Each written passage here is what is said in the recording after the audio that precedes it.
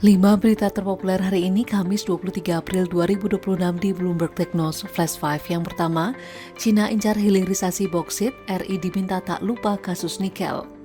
Cina mulai mengincar hilirisasi boksit Indonesia di tengah posisi RI sebagai salah satu produsen boksit terbesar dunia dengan produksi lebih dari 20 juta ton per tahun. Langkah ini dinilai strategis karena boksit adalah bahan utama aluminium.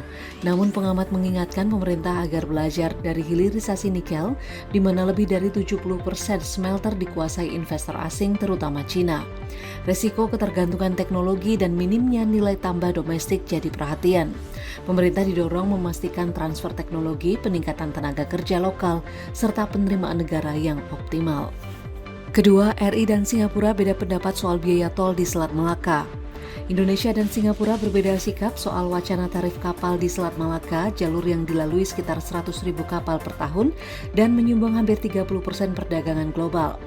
Indonesia menilai pungutan diperlukan untuk biaya pengamanan dan perlindungan lingkungan, sementara Singapura menolak dengan alasan Selat Malaka adalah jalur pelayaran internasional yang harus bebas biaya.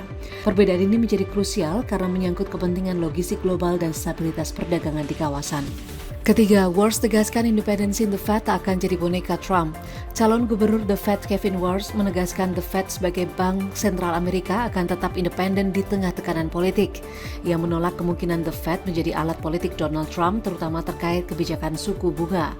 Saat ini suku bunga acuan Amerika Serikat berada di kisaran 5,25% hingga 5,50%, level tertinggi dalam 2 dekade. Wars menegaskan, keputusan moneter harus berbasis data inflasi dan tenaga kerja, bukan kepentingan politik jangka pendek.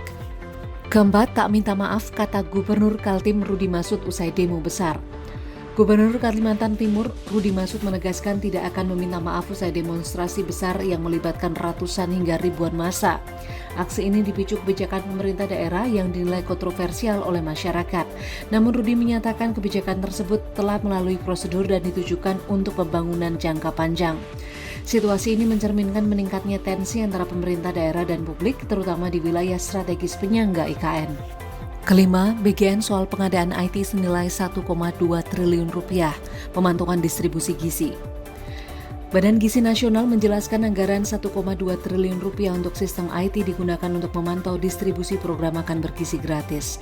BGN menyebut sistem digital akan mencatat distribusi secara real-time untuk mencegah kebocoran dan memastikan akurasi data. Namun besaran anggaran memicu sorotan publik sehingga transparansi audit dan efektivitas implementasi menjadi penting dalam pengelolaannya. Itu dia 5 berita terpopuler pilihan Bloomberg Technos hari ini. Ikuti terus update selanjutnya di www.bloombergtechnos.com.